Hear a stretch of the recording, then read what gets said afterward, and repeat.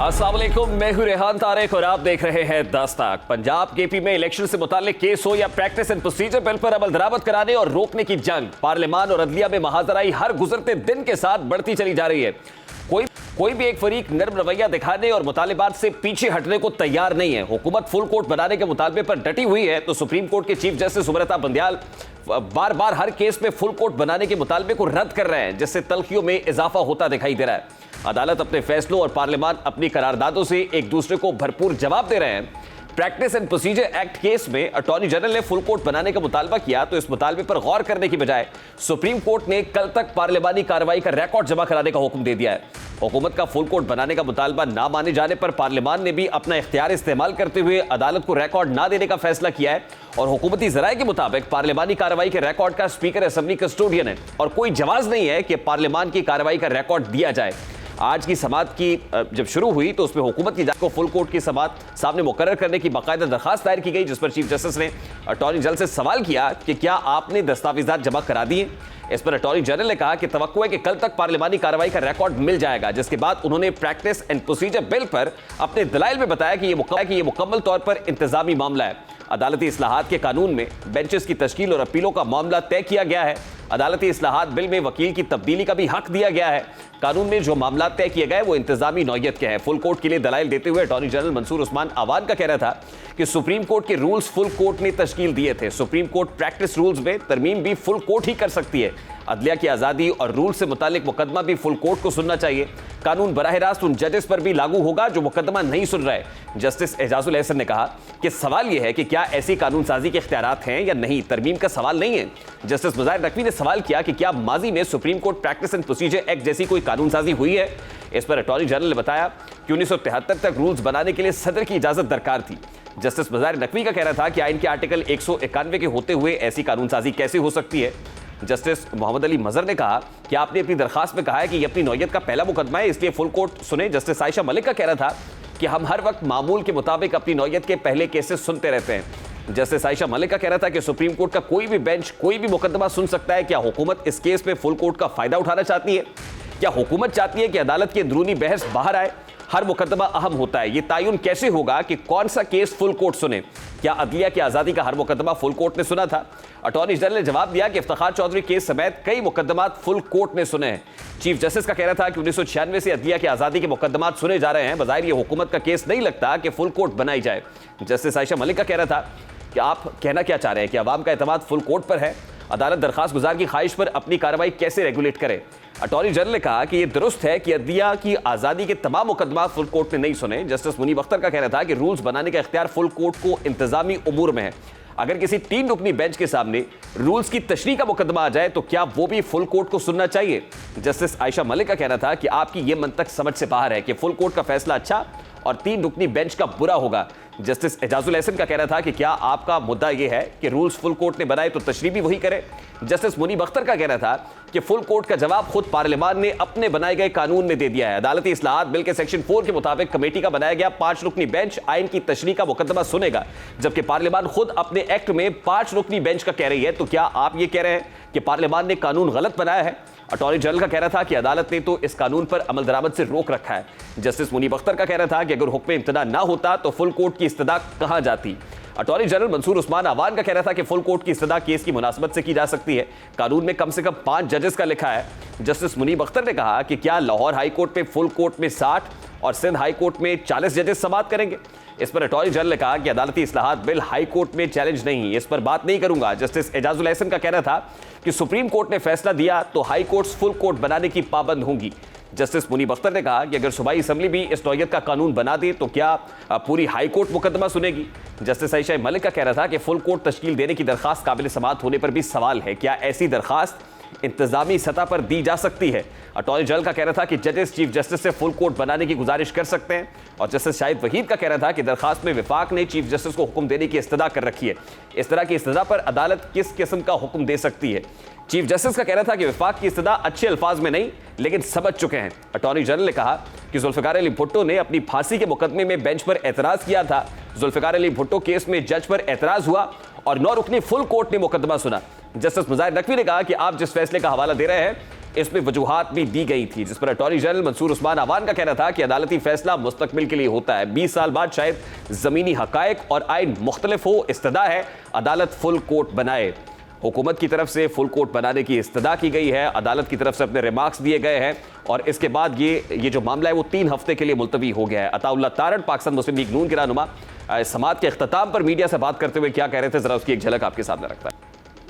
Chief justice साहब जिनके इख्तियारात के हवाले से ये कानून बनाया गया और जिस कानून के तहत उनके इख्तियारात महदूद हुए, वो खुद इस केस को सुन के फैसला कैसे कर सकते हैं? चाहिए तो ये था कि वो कहते कि मैं इस केस से अलहदगी इख्तियार करता हूँ और मैं इस केस को नहीं सुनूंगा।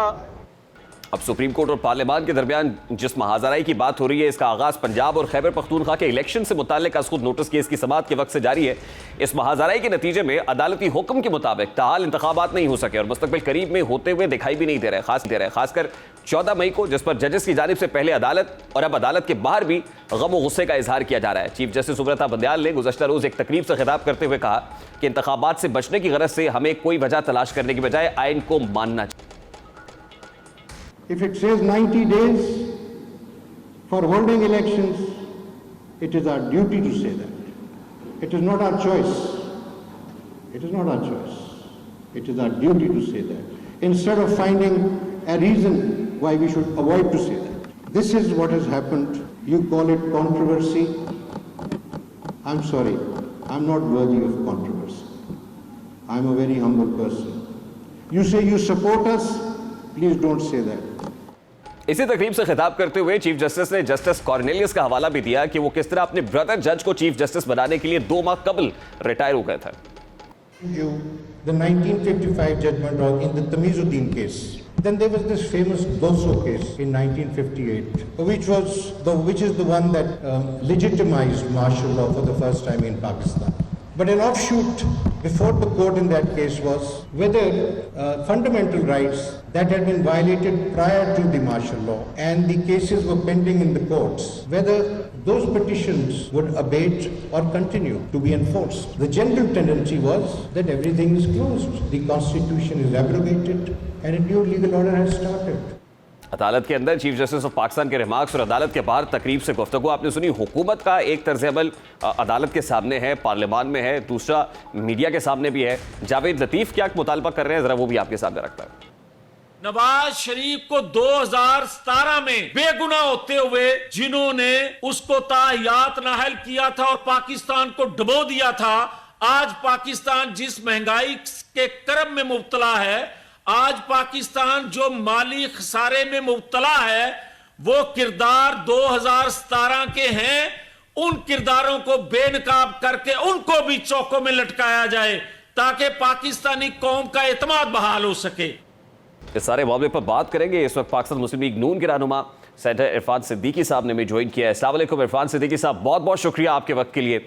सर आपकी इजाज़त से सबसे पहले तो बड़ा सादा सा सवाल है, ये 2017 से जो नून लीग ऑडिट का मुतालबा कर रही है, मैं इस पर आता हूँ, लेकिन नून लीग की तरफ से आज जो खास तौर पे at this point in time मुतालबा है कि पार्लियामान की कार्रवाई किसी भी सूरत अदालत को नहीं देनी है। आज अदालत ने पार्लियामानी कार्रवाई का रिकॉर्ड फराहम करने का कहा, कल तक की मोहलत दी। अटॉर्नी जनरल ने एग्री किया अदालत के सामने कि कल तक वो ये रिकॉर्ड फराहम कर देंगे। तो क्या ये खुला तजाद नहीं है कि एक तरफ तो पार्लियामान डटी हुई है कि रिकॉर्ड मुहैया नहीं करेंगी, दूसरी तरफ अटॉर्नी जनरल जो वफाक का नुमाइंदा है वो अदालत के सामने कह रहा है कि कल तक रिकॉर्ड मिल जाएगा? बहुत शुक्रिया रेहान। मामलात इतने सादा नहीं हैं जितना बयान करने में आपको महसूस हो रहे हैं या सुनने में महसूस होते हैं। सिचुएशन कुछ ऐसी बना दी गई है कि हमारी जो सबसे बड़ी अदालत है, अदालत उज़्मा जिसे हम कहते हैं, उसने इस मामले को सबसे पहले उलझाया है, जिसे मैं समझता हूँ कि सारे मामले में जो जड़ बनी है मसले की या फसाद की या फितने की, वो 63A की तशरीह बनी है। 60A की तशरीह ऐसे कर दी गई जिसका आइन में दूर दूर तक, अगर आप 63A को देखें तो उसकी कई झैली शिकें हैं, बड़ी तफसील और वजाहत के साथ सारी बातें कही गई हैं। कहीं एक जुमला नहीं लिखा गया कि इन लोगों के वोट भी शुमार नहीं होंगे। आइन साज़ों के लिए जुमला लिखना मुश्किल नहीं था। ये जुमला किसने लिखा? अदालत उज़्मा ने लिखा। जब अदालत उज़्मा ने वो जुमला लिखा तो एक जमी जमाई गवर्नमेंट जो है वो चली गई PTI के पास। पीटीआई के पास जब वो चली गई तो उसने अपने पॉलिटिकल अज़ाइम के लिए 90% अरकान की मुखालफत करते हुए, वज़ीर आला की मुखालफत करते हुए असेंबली तोड़वा दी। असेंबली तोड़वा दी इस ख्याल से कि अब फ़ौरन सारे मुल्क में इलेक्शन होंगे, वो नहीं हो पा रहे। तो कहने का मतलब ये है कि ये 90 डेज़ का जो मंत्रा है, ये 90 डेज़ का मंत्रा फूटा कहाँ से है, सचश्मा कहाँ से है? 63A की गलत तशरीह से, मनमानी तशरीह से। ये चीज़ वो मान नहीं रहे कि हमने क्या किया है आइन के साथ। अब वो कहते हैं जी कि ये हमारा चॉइस नहीं है, जो अभी आप सुना रहे थे ये कंपल्शन है। तो आइन की और भी बहुत सी कंपल्शंस है ना, किन किन कंपल्शंस को आप पूरा करते हैं? इरफान सिद्दीकी साहब, ये बात आपकी दुरुस्त है कि मामला तो 90 डेज से एक्सीड हो गया है और इसमें बहुत बड़ा रोल खुद सुप्रीम कोर्ट ऑफ पाकिस्तान का है कि 90 रोज से ऊपर जब एक्सीड हुआ है मामला, हम तो अभी ये कह रहे हैं कि पॉलिटिकल स्टेक होल्डर्स को भी, हुकूमत को चाहिए कि वो कॉन्स्टिट्यूशन उस पर बाइंडिंग है, वो बाउंड है टू फॉलो द कॉन्स्टिट्यूशन। लेकिन सुप्रीम कोर्ट ने खुद एक गुंजाइश पैदा कर दी कि मामला 90 रोज से आगे जा सकता है। जहां तक आर्टिकल 63A की बात है, तो आज मैं ज़िमनन सिर्फ बता दूं कि लाहौर हाई कोर्ट के अंदर एक पिटीशन आई और उसमें कहा गया कि जो असेंबलीज की रेजोल्यूशन है इस पर जरा नजर सानी हो। तो दरखास्त गुजार को 1 लाख रुपए जुर्माना हुआ और कहा गया कि अगर दरखास्त गुजार वापस आया रिव्यू के लिए तो 2 लाख रुपए जुर्माना हो जाएगा। इसका मतलब ये चैप्टर तो क्लोज है। But as far as this matter is concern, तो आपकी तरफ से उस बार भी 63 की तशरीह के मामले पर भी फुल कोर्ट बनाने का मुतालबा किया गया था, अब भी आप फुल कोर्ट बनाने का मुतालबा कर रहे हैं। आपको लगता है कि फुल कोर्ट बनाने से ये जो गुंजलक माहौल है सुलझ जाएगा? रेहान, देखिए 63A का जहाँ तक ताल्लुक है, सुप्रीम कोर्ट बार एसोसिएशन ने, मुतअद्दिद दूसरे लोगों ने नजर सानी की दरखास्तें दायर की हुई हैं, वो सुनी नहीं जा रही। हालांकि होना ये चाहिए था कि पहले ये फैसला कर लिया जाता कि क्या 63A की तशरीह ठीक हुई है और उसके बतन से जो खराबियां फूटी हैं वो ठीक हैं। पहले ये फैसला नहीं किया जा रहा, अभी तक वो पेंडिंग पड़ी हुई है और हम आगे ही आगे चल रहे हैं। दूसरी बात यह है कि मुझे आप बताइए, दुनिया का कोई कानून, खुद पाकिस्तान का कानून ऐसा है कि एक मामला हाई कोर्ट लाहौर में भी चल रहा हो, एक मामला पेशावर हाई कोर्ट में चल रहा हो, अभी वो फैसले के किसी अतमी अंजाम तक ना पहुंचे हों और सुप्रीम कोर्ट उसको अपना खुद सोए मोटो नोटिस ले ले। और वो नोटिस भी कहाँ ले ले कि एक पुलिस ऑफिसर की ट्रांसफ़र पोस्टिंग का कज़िया है और 2 जज साहिबान कहते हैं जी कि इसमें नोटिस ले लो इलेक्शंस का। तो ये सारा जो खेल है ना, ये इतना फेयर दिखाई नहीं दे रहा, इतना सादा दिखाई नहीं दे रहा, इतना मासूम दिखाई नहीं दे रहा। हम जब कहते हैं कि फुल कोर्ट बनाओ तो हम इसलिए कहते हैं कि अदालत के फैसलों का एतबार हो। अभी जिस फैसले पे वो अटके हुए हैं, ये भी आप देखें 9 जज थे, 2 ने रिक्यूज़ कर लिया, 7 बचे, 7 में से 4 एक बात कह रहे हैं, 3 एक बात कह रहे हैं।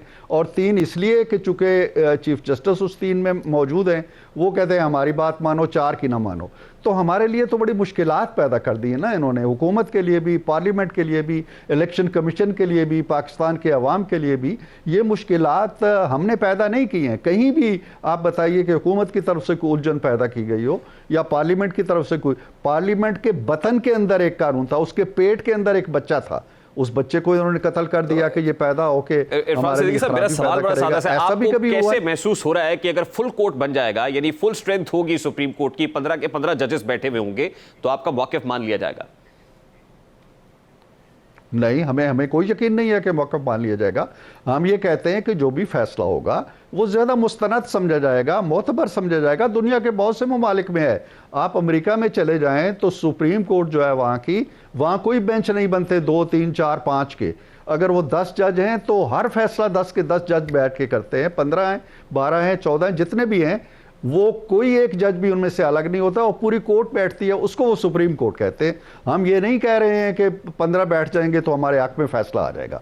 हम ये कह रहे हैं कि 15 बैठेंगे तो ये जी, मैं इरफान सिद्दीकी साहब, कथा कलामी के लिए माजरत, मैं इसलिए कह रहा हूं कि इसमें भी इससे पहले जस्टिस अतर मिनल्ला साहब जो अलहदा हुए, जस्टिस मंसूर अली शाह इस मामले से अलहदा हुए, या जस्टिस जमाल मंदूखेल का जो एक प्रिंसिपल स्टांस था, जिन जजेस ने इसमें रिक्यूज़ किया, वो भी मतलब वो प्रिंसिपली ये कह रहे थे कि 90 रोज़ के अंदर इंतखाबात होने चाहिए। सिर्फ उनको बेंच की तश्कील के मामले के हवाले से एतराज़ात थे, यानी प्रिंसिपली तो उनका मौक़िफ़ नहीं, ये बात नहीं है। उन्होंने कहीं ये नहीं कहा, अपने जो इख्तलाफी नोट हैं, कि 90 रोज़ के अंदर इलेक्शन होने चाहिए। ये इशू ही नहीं था उनके सामने। उनके सामने ये इशू था कि क्या ये सोए मोटो नोटिस जो लिया गया है, ये लिया जाना चाहिए या नहीं लिया जाना चाहिए। उन्होंने इस पर अपना फैसला दिया है। वो 90 डेज़ के केस के मेरिट में गए ही नहीं है। हो सकता है वो यही बात कहते जो आप कह रहे हैं, और यकीनन यही बात कहते, क्योंकि आइन तो यही कह रहा था। और अगर 15 के 15 भी उस वक्त बैठते तो शायद यही बात कहते। हम तो ये कहते हैं कि आप 15 से क्यों डरते हैं, आप 8 पे क्यों इंसिस्ट करते हैं। आप एक मखसूस नाम देखें, 17 केसेस सुने गए हैं पिछले 12, 14, 15 महीनों के अंदर या 2 साल के अंदर। 17 केसेस के अंदर 16 केसेस के अंदर एक मखसूस जज बैठा हुआ है। ऐसा क्यों है? और किसी जज के अंदर सीनियर मोस्ट बेंच के अंदर सीनियर मोस्ट जजेस शामिल नहीं हैं। तो जब इस तरह की बातें आप करेंगे, पिक एंड चूज़ करेंगे, अपने इख्तियार को मुनसिफाना तरीके से इस्तेमाल नहीं करेंगे। अब ये तस्वीर दी जा रही है कि जैसे हम चीफ़ जस्टिस का कोई इख्तियार छीन रहे हैं। क्या हम चीफ़ जस्टिस का इख्तियार छीन के स्पीकर को दे रहे हैं, चेयरमैन सेनेट को दे रहे हैं, वज़ीर आज़म को दे रहे हैं, वज़रा को दे रहे हैं? नहीं दे रहे। हम सुप्रीम कोर्ट को ही दे रहे हैं। जो मुतलका कानून है लिखा हुआ आइन के अंदर, वो ये नहीं कहता है कि सोए मोटो का इख्तियार चीफ जस्टिस को है, वो कहता है सोए मोटो का इख्तियार सुप्रीम कोर्ट को है। अब 6 जज बैठे थे जिसमें खुद बंदयाल साहब भी थे। उन 6 जजों ने कहा जी कि सुप्रीम कोर्ट का ये इख्तियार जो है वो चीफ जस्टिस इस्तेमाल करेगा। बिल्कुल ठीक है, यहीं पर तशरीह चाहिए ना कि सुप्रीम कोर्ट का मतलब सिर्फ चीफ जस्टिस ऑफ पाकिस्तान नहीं है, बल्कि वो जिस तरह इस कानून के अंदर एक गुंजाइश पैदा की गई कि 3 जजेस हैं।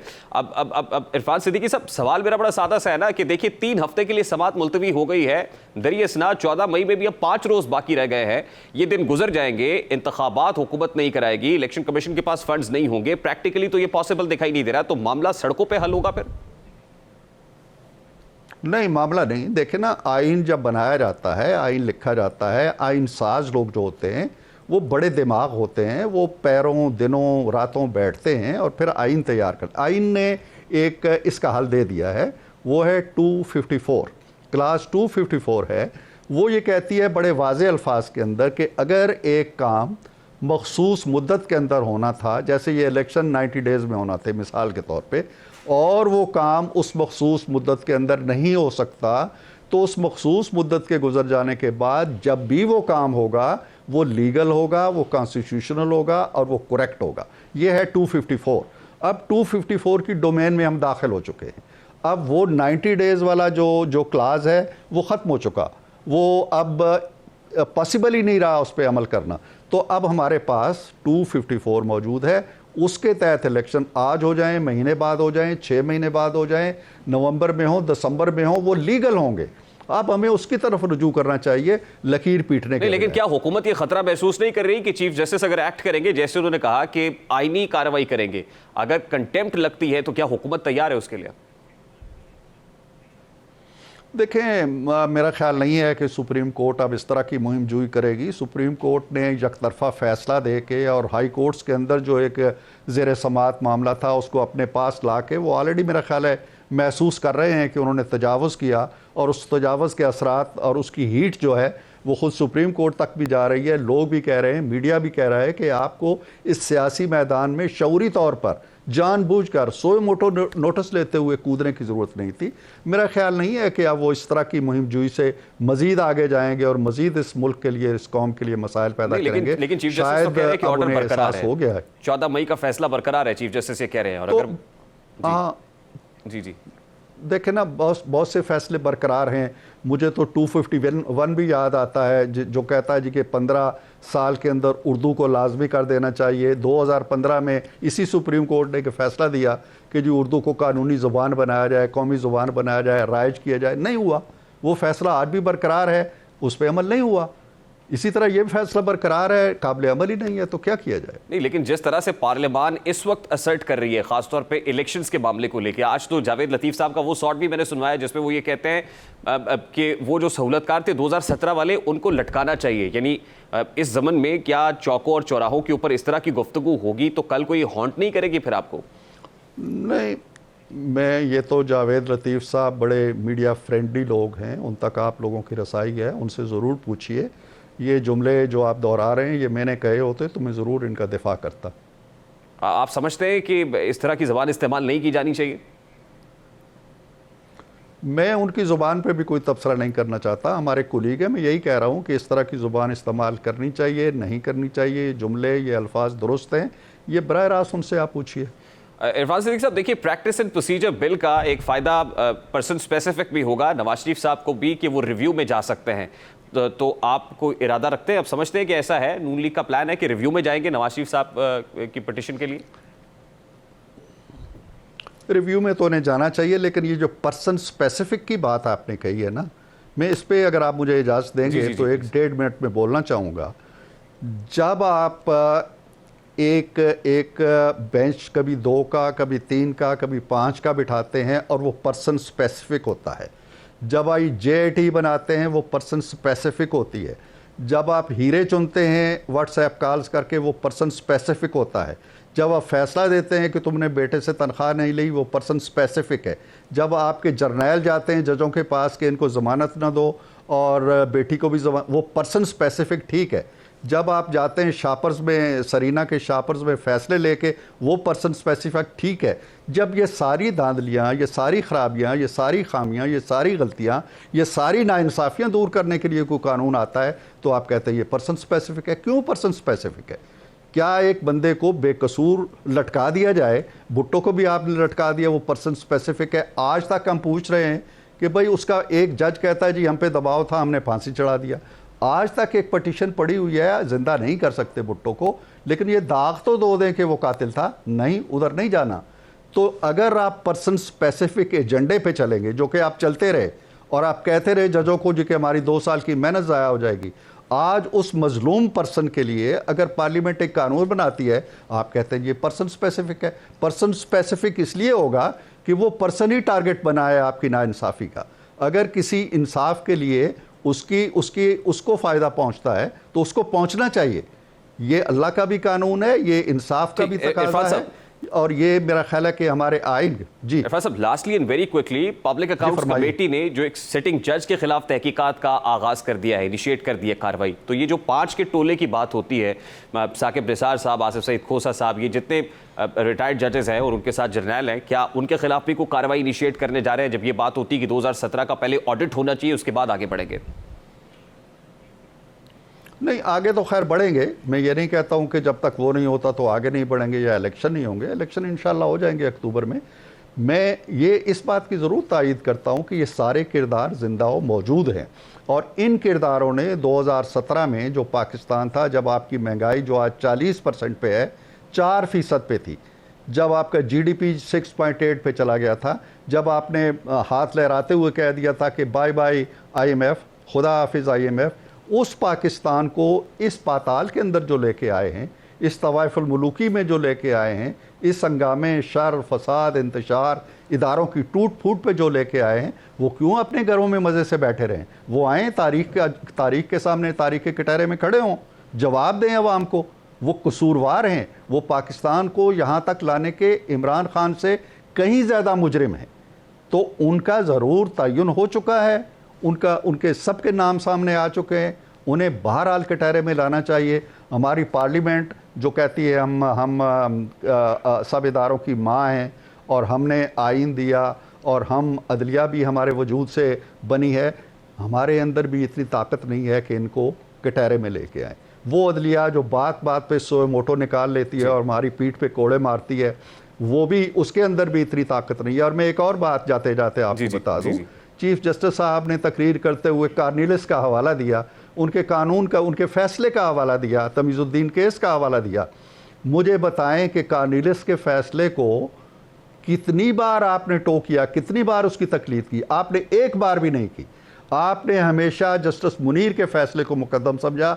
एक मार्शल लॉ लगा, आपने जस्टिस मुनीर की तकलीद करते हुए नज़रिया ज़रूरत पकड़ा, दूसरा बना तब भी आपने यही किया, दूसरा लगा, तीसरा लगा तब भी यही किया, चौथा लगा तब भी यही किया। आज तक आप कसीदा पढ़ते हैं कार्निलिस का, हवाला देते हैं उसके फैसले का और तकलीद करते हैं, अपने लिए रोशन नमूना ख्याल करते हैं जस्टिस मुनीर को। ये तजाद का जवाब कौन देगा?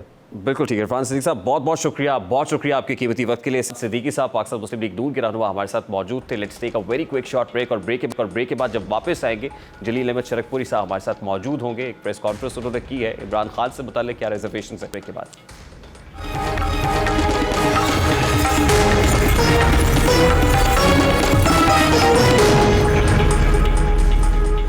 Welcome back. इस वक्त पाकिस्तान तहरीक इंसाफ के रहनुमा मियां जलील अहमद शरकपुरी साहब हमारे साथ स्टूडियोज में मौजूद है। अस्सलाम वालेकुम शरकपुरी साहब, बहुत बहुत शुक्रिया आपके वक्त के लिए। असल सबसे पहले तो बड़ा सादा सा सवाल है, पाकिस्तान मुस्लिम लीग नून से ट्रांजिशन तहरीक इंसाफ की तरफ, तहरीक इंसाफ के लिए जो सेक्रीफाइस आपने किया उस वक्त वो बड़ा माने रखता है, लेकिन ये वेटेज क्यों नहीं दिया खान साहब ने आपको? नहीं, ऐसी बात नहीं है, वेटेज का कोई इशू नहीं है। खान साहब से मुझे मोहब्बत है और खान साहब भी मेरे साथ मोहब्बत रखते हैं। और किस चीज़ से आपने असेस किया कि वेटेज नहीं दिया? टिकट नहीं दिया गया आपको, ये आपकी प्रेस कॉन्फ्रेंस से असेस किया? टिकट तो मैंने खुद आप शिकवा कर रहे हैं कि इमरान खान के इर्द गिर्द जो है लालची लोग शिकवा मैं मौजूद हैं। इसलिए कर रहा हूँ कि टिकटें उन्होंने गलत दी, मेरिट भी नहीं दी। जहाँ तक मेरी ज़ात का मामला है, मैंने तो जब रिज़ाइन किया उसके बाद ही मैंने कह दिया था कि मैंने खुद दोबारा इलेक्शन नहीं लड़ना चाह रहा। और वो थोड़ा सा मेरे ऊपर ज़हनी बर्डन गया था कि फीलिंग्स पब्लिक में आती है जैसे हर कोई लालच की वजह से जाता है, ताकि मैं अपने ज़मीर को भी सेटिस्फाइड रखूँ और पब्लिक को प्रूव करूँ कि मैं खान साहब के नज़रिए की वजह से उनके साथ हूँ, टिकटों की वजह से नहीं हूँ। तो अपनी तो टिकट मैंने मांगी भी नहीं, और ना ही ज़मीनी इलेक्शन में मैंने इरादा किया। और मेरे कज़न थे, उनको मैंने, वो चाह रहे थे, मैंने उनको आगे कर दिया। उनको टिकट मिल गया? उनको मिल गया था, अभी उन्होंने अप्लाई नहीं किया। अभी हमारे जो दीगर दोस्त हैं जो 2012 से स्ट्रगल कर रहे हैं और मेरे से भी पहले से खान साहब के साथ हैं, उनको टिकट मिल गया? हाँ, यही प्रॉब्लम है। प्रॉब्लम यह है कि टिकटें उन लोगों को दी गई जिनका कोई बैकग्राउंड नहीं है तहरीक इंसाफ के साथ, सिर्फ 6 माह पहले कोई आया है या 2 माह पहले आया है। तो मेरी जो कॉन्स्टिट्यूंसी है, जिसको मैं अच्छी तरीके से समझता हूँ, जिधर मैंने रहा हूँ, अभी मेरा सारा यारियाँ दोस्तियाँ हैं, PP 137, PP 138, PP 139, जिधर मैं खुद MP था, और PP 140, ये चारों कॉन्स्टिट्यूंसीज में जो टिकट दिए गए आउट ऑफ मेरिट दिए गए। अब खान साहब का तो इसमें फॉल्ट नहीं है, वो तो हुकूमत वक़्त इतनी जालमाना स्टाइल से चल रही है कि दिन रात उनके पीछे पुलिस भी लगाई हुई है, अदालतें भी। एक मिनट शरकपुरी साहब, खान साहब का इसमें फॉल्ट कैसे नहीं है? जो टिकट्स के लिए इंटरव्यूज किए हैं वो जमान पाक में इमरान खान साहब ने बकलम खुद किए हैं। देखें, कैंडिडेट्स को उन्होंने खुद इवेल्युएट किया है और इवेल्युएशन के बाद टिकट नहीं, जब ये हमारा शिकवा सिर्फ आपका नहीं है, ये पंजाब भर के तमाम डिस्ट्रिक्ट्स के अंदर ये मामला है। देखिए, जब हमारा शेखुपुरे की टर्न आई ना, उस वक्त फिर खान साहब खुद नहीं सुन सके, शेखुपुरा नसूर खान साहब नहीं सुन सके, उससे पहले तक देखते रहे। लेकिन जब एक मीटिंग में खान साहब देखेंगे तो एक मीटिंग में कितना असेस कर लेंगे। हाँ, मेरे जैसे को तो पहचानते हैं, और जो ज़्यादा पॉपुलर लोग हैं उनको वो पहचानते हैं। उनके साथ जब इंटरेक्शन करेंगे तो वो बातों में समझ जाएंगे कि क्या एरिया की आपकी कॉन्स्टिट्यूंसी, आपके एरिया से जिन लोगों को टिकट दिया गया है उनका मेरिट क्या था? देखें, एक का तो मेरिट ओपन हो गया, ठीक है ना, 1-20 की आवाज़ तो आई टेलीफोन रिकॉर्डिंग में, लेकिन शायद खर्चा उसके इससे ज़्यादा हुआ हो, किसी और ने भी बीच में मुंह मीठा किया होगा। तो दूसरों जगहों पे भी शायद ऐसा ही कोई फार्मूला चला हो। अब मैं कुछ कह नहीं सकता, लेकिन जब मेरिट में नहीं है तो फिर कुछ ना कुछ तो गड़बड़ है, ठीक है ना। आप तौसीक करते हैं इस बात की कि जो 1-20 वाला रेट है, मामला तो इससे ऊपर ही होंगे, जाहिर है, मतलब 1-20 में कहाँ होता है। आप भी कोई मैदान सियासत के अंदर कोई नए तो नहीं? देखिए, जो नया बंदा आता है ना जी, वो तो फिर अगर वो आपको देखता है, मुझे देखता है, किसी और को देखता है कि मैं इसके ज़रिए एंट्री डाल सकता हूँ, तो वो तो हर एक को कहता है जी देखें जी मैं पार्टी फंड देता हूँ, मैं ये करता हूँ, मैं वो करता हूँ। तो पार्टी फंड तो वो जो होता है जो ओपन हो और जो लिखा जाए, तो जो किसी ने पार्टी फंड मेरे हाथ में पकड़ा दिया तो वो तो फिर मैं जानूँ और मेरा काम जाने ना। तो मेरिट पैसा है? नहीं, देखिए, खान साहब के ऊपर मैं अरसा दराज से खान साहब को देख रहा हूँ, 2012 से मैं खान साहब के करीब हूँ, और ये बात मैं, देखिए, जो बात मेरी वसूख की है, हालांकि आप उस वक्त पाकिस्तान मुस्लिम लीग नून में थे, लेकिन मैं मुस्लिम करीब खान साहब 2012 से पहले था, ठीक है ना। 2012 के बाद मैं मुस्लिम लीग नून में नहीं, उसके बाद आप पंजाब असेंबली के अंदर रहे। पंजाब असेंबली में जब मैं MP बना हूँ, पाकिस्तान मुस्लिम लीग नून के साथ मैंने मुस्लिम लीग नून को कह दिया था कि मैं आपके नजरिए के साथ नहीं हूँ। हाँ, लेकिन टिकट ये बात तस्लीम करके भी उन्होंने मुझे टिकट दिया था। वो नजरिया आपके साथ नहीं, वो टिकट आपका है। देखिए, वो राना तनवीर साहब की मैं कह लें, एरिया मैनेजमेंट कह लें, और उन्होंने चॉइस किया और मैंने उनको, चलिए खैर, ये तो याद माजी हो गई, मैंने उनके सामने रख दिया था, ये तो याद माजी हो गई। नवाज शरीफ साहब से अब आप इमरान खान के साथ हैं, बिल्कुल, लेकिन टिकट इमरान खान ने दी है। वहां आप नून लीग के साथ नहीं थे, लेकिन उन्होंने टिकट दिया था। यहाँ आप इमरान खान के साथ है, लेकिन टिकट इमरान खान ने नहीं दिया। नहीं, देखिए, टिकटें उन्होंने जिसको भी दे दी हैं, हम वोट तो उसी को देंगे, लेकिन बात जहां से शुरू हुई थी, क्या ये मेरिट हुआ? मेरिट नहीं हुआ। मेरिट पे कौन लोग हैं? देखो, गुल आगा साहब हैं, वहाँ हमारे MP रहे हैं, राणा अब्बास अली खान है, अरशद दराज से वो PTI के लिए सर्व कर रहे हैं। मतलब जब होता ये है, थाने कचहरी में कौन फेल होता है? सच्चा आदमी। जो सच्चा होता है वो कहता है मैं तो राइट पे हूं, जो झूठा होता है उसको पता होता है मैं झूठा हूं, वो थानेदार को जाके मुंह मिठा करा देता है। तो थानेदार को वो अच्छा लग रहा होता है जो मुंह मिठा कराता है। यहाँ थानेदार कौन है और मुंह मीठा कौन करा रहा है? थानेदार वो है जो खान साहब के इर्द गिर्द चंद लोग बैठे हैं। कौन लोग?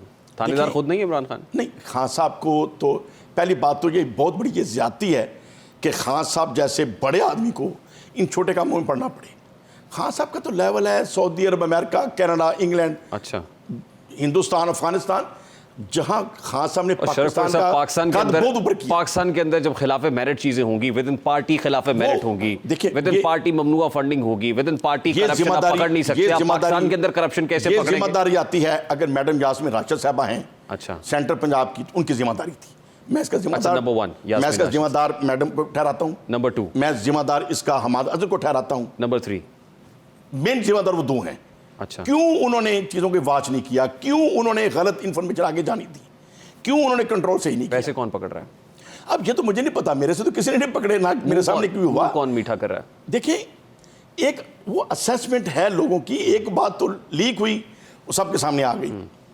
अब बाकी जो चीजें हैं वो तो एक आप कह सकते हैं ना, जब ऑन मेरिट नहीं है तो फिर कुछ ना कुछ तो गड़बड़ है, ख्वाह वो खाली रिलेशन बेस पे है। सपोज मुझे एक बंदा अच्छा लग रहा है और मेरा तल्लक है तो मैं उसकी खाम खा सिफारिश कर रहा हूं, कोई भी मेरा इंटरेस्ट ना हो, लेकिन है तो वो भी खिलाफ कानून कि मैं आउट ऑफ मेरिट बंदे की क्यों सिफारिश कर रहा हूं। और अगर उसमें कोई फाइनेंशियल मैनेजमेंट है तो वो अलग एक शेरपुर साहब, ये कोई छोटी बात नहीं है और ना इतनी सादा बात है। देखें, टिकटों की पिछले इलेक्शन में तरीके अपने कैंडिडेट्स को सिलेक्ट करना पिछले इलेक्शन में तरीके इंसाफ क्यों हारी थी? क्यों तरीके इंसाफ को मुख्तलिफ इक्का दुक्का बंदों के साथ लगाना पड़ा और मुख्तलिफ पार्टियों से कोऑर्डिनेशन करनी पड़ी? अगर खान साहब की उस वक्त जो पॉपुलैरिटी थी कोई इस पर शक नहीं था और मैं देख रहा था। और उस वक्त भी तरीके इंसाफ ने जब टिकटें बांटी, मैंने दोस्तों में कह दिया, मैंने कहा यार मुझे समझ नहीं आ रही कि खान साहब कोई सीट लूज नहीं कर रहे थे, अब मुझे समझ नहीं आ रही कि सेंट्रल पंजाब में खान साहब कौन सी सीट जीतेंगे। यहाँ से तो नॉकआउट किया आपको, खासतौर पे आपकी कॉन्स्टिट्यूंसी से। खान साहब लास्ट टाइम तो एलिमिनेट हो गए थे आपकी कॉन्स्टिट्यूंसी से। आप राना तनवीर साहब को देख लें, पंपिंग मेजॉरिटी के साथ हारी ना, तो गलत मैनेजमेंट की वजह से हारी, ठीक है ना। और मुझे वो इलेक्शन से पहले समझ आ गई थी और मैंने दोस्तों में कहना शुरू कर दिया था कि मैं टिकटें मिलने से पहले समझ रहा था कि कोई सीट तरीके इंसाफ लूज नहीं करेगी। पिछले इलेक्शन की बात कर रहा हूँ, जब टिकटें दे दी तो फिर मैं हैरान था कि जीतेगी कौन सी। अब आपकी असेसमेंट क्या है? देखिए, अभी भी जहाँ जहाँ तो फैसले ठीक हुए हैं वहाँ तो ठीक है, जहाँ गलत हुए हैं कितने परसेंट फैसले ठीक हुए हैं? लेकिन अभी पॉपुलैरिटी खान साहब की कुछ इस किस्म की है कि लोग उनके साथ मोहब्बत कर रहे हैं, बावजूद इसके के खिलाफ मैं तो अपना भी कह रहा हूँ, बावजूद इसके मुझे पता है बावजूद इसके के पैसे मुझे पता है 4 टिकटें गलत मिली, बावजूद इसके कि खान साहब के राइट लेफ्ट मुझे पता है 4 टिकटें गलत मिली हैं, लेकिन मैं खान साहब के नजरिए को सपोर्ट करने के लिए मैं भी वोट दूंगा, मेरे दोस्त भी वोट देंगे। लेकिन जब मुझे पूछेगा क्या ये मेरिट में है, मेरिट में नहीं है, लेकिन अब मेरे पास वोट आप कर देंगे जी। शरकपुरी साहब ज़मीर मुतमईन होगा? नहीं। फिर भी वोट करेंगे आप? तो फिर किसको करूं? ज़मीर मुतमईन नहीं होगा आपका, ज़मीर पे बोझ के साथ आप बैलेट बॉक्स के 4 रॉन्ग को वोट करें। 4 रॉन्ग है तो 4 में से 1 कम रॉन्ग है, तो फिर मैं कम रॉन्ग तो है लेकिन उसकी तरफ जाऊंगा ना। अभी भी आप समझते हैं कि खान साहब और उनके कैंडिडेट्स, चुने हुए कैंडिडेट्स कम रॉन्ग हैं बावजूद इसके? मैं देखिए कि करोड़ों रुपए दिए उनके अंदर मुझे कोई मेरा उस सबसे तल्लक है, मेरा अच्छा तल्लक है चारों कैंडिडेटों से जिनको टिकटें मिली हैं, ठीक हो गया। लेकिन जब मेरिट की बात करूंगा तो मेरिट पे दूसरे लोग थे और मेरिट का 19-20 का फर्क नहीं है, 5 और 100 का फर्क है। मेरिट की धज्जियां तो पुराने पाकिस्तान में उड़ाई जाती थी बकौल पीटीआई के। अगर इसी तरह खिलाफ मेरिट चीज़ें होंगी, मेरिट की धज्जियां बिखेरी जाएंगी तो नया पाकिस्तान कैसे बनेगा सर? नहीं, ये देखें, ये चीज़ें प्रॉब्लम है इसमें। खान साहब तो अपनी तरफ से नेक नीति से लगे हैं, हुकूमत के जब हुकूमत करते रहे हैं, उनकी विजन ठीक था, उनकी सोच ठीक थी, पर तब्दीली नहीं आ रही ना सर। एक्शन के अंदर एरर्स हैं और मैंने कम से कम ये खान साहब वॉक बहुत अच्छी करते हैं, प्राइम मिनिस्टर हाउस में भी खान साहब ड्रेस बहुत अच्छा पहनते हैं, खान साहब बाल बहुत अच्छे बनाते हैं, इश्यूज के ऊपर मैं खान साहब आगाह टांग पे करता टांग रहा रख के बैठते हैं। What difference does it make Sharakpuri साहब? ये आम आदमी की जिंदगी में तब्दीली तो नहीं ला रहा, हमारी जिंदगियों में मेरिट नहीं लेके आ रहा, हमारे मुल्क के अंदर कानून और इंसाफ का बोलबाला नहीं हो रहा, गुफ्तगू के अंदर हो रहा है, तकारीर के अंदर हो रहा है, लेकिन इस कंडक्ट के साथ मुल्क में तब्दीली तो कोई नहीं आ रही सर। आप एग्री करेंगे इस बात से? देखिए, जमीन पे वोट तो आपके भी है, लेकिन उसमें खान साहब का फॉल्ट नहीं है, फॉल्ट टीम का है। टीम किसकी है? ठीक है, खान साहब की है, लेकिन उन्हें भी तो सोचना चाहिए ना। कैप्टन की अगर मैं रिस्पॉन्सिबिलिटी कह सकता होती है हूँ कि जी मैं खान साहब से चूंकि मोहब्बत करता हूँ और मैं बगैर इलेक्शन के टिकट मांगे मैं खान साहब के साथ हूँ, तो ये मुझे ये चीज़ करके दिखाए ना। बाकी टीम अगर ख़राब हो, कैप्टन ठीक हो और मैच आप हार जाएं, मैच तो आप हार गए ना सर, मैच तो नहीं जीत सकते। मैच भी हारते हुए मुझे नजर नहीं आते, मैच तो जीत जाएंगे, मैच जीत जाएंगे। पाकिस्तान वो मैच जीत जाएगा। ये इलेक्शन का मैच खान साहब जीत जाएंगे। इलेक्शंस कब होंगे? इलेक्शन तो होनी नहीं है फिलहाल, ये आपको पता है? आर यू मुझे कन्विंस्ड? मेरा एस्टीमेट है। तो खान साहब ये जो कर रहे हैं, जो हुकूमत की जो बदनीयती है और जिस तरीके से वो मामला चला रहे हैं, मुझे तो साल 1.5 साल इलेक्शन होते नजर नहीं आ रहे। साल 1.5 साल इलेक्शंस नहीं होंगे, यानी इस साल भी आप समझते हैं इलेक्शंस नहीं होंगे? मुझे नजर नहीं आ रहे। फिर ये जो टिकट्स डिस्ट्रीब्यूट किए इनका क्या होगा? नहीं, खान साहब ने तो करने थे, एक दफ़ा तो उन्होंने करने थे क्योंकि उनका तो मुतालबा था और जायज़ मुतालबा था और इलेक्शन होने चाहिए। एक चीज़ हुई कि टिकट्स डिस्ट्रीब्यूट करके पार्टी फंड तो तगड़ा हो गया। नहीं, अगर वो पार्टी फंड किसी से उन्होंने फंड नहीं लिया। पहले था कि भाई वो फीस जमा कराएं, अभी तो उन्होंने 1 रुपये की फीस भी नहीं ली। कैंसिल हो सिंपल जाएंगे जिनको टिकटें दी ये वैसे टिकट्स, दी। फिर जितने डिस्ट्रीब्यूट हुए सब कैंसिल होते हुए देख रहे हैं हम। देखिए ऑटोमेटिक कैंसिल है, ऑटोमेटिक कैंसिल है, वो तो दोबारा फैसले करेंगे। मुतालबा करेंगे? नहीं, मुतालबे की तो बात नहीं है, एक एनालिसिस की बात है। मतलब ऑटोमेटिक ये है कि जब दोबारा इलेक्शन शेड्यूल आएगा, महीने बाद आ जाए या 2 साल बाद आ जाए, तो वो दोबारा ही फैसले करने पड़ेंगे। 2 साल बाद भी खान साहब की पॉपुलैरिटी होगी?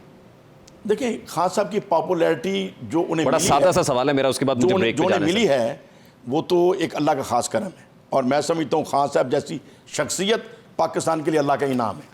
लेकिन आगे फिर जो टीमें हैं वो भी अल्लाह करे पुरखलूस हो जाएं, तो फिर सोने पे सुहागा है। Sharakpur sahab, thank you very much for your time. Mian Jalil Ahmed Sharakpur sahab हमारे साथ मौजूद थे, तो सुनिए, और मेरा ख्याल है इस गुफ्तगू से जो हासिल है, जो टेक अवे है, फैसला आप कर सकते हैं। Let's take a very quick short break, और ब्रेक के बाद जब वापस आएंगे बड़े अलार्मिंग स्टैट्स हैं, फिगर्स हैं जो यूथ से ताल्लुक़ रखते हैं पाकिस्तान की, आपके सामने प्रेजेंट करेंगे। इस ब्रेक के बाद हमारे साथ रहिएगा।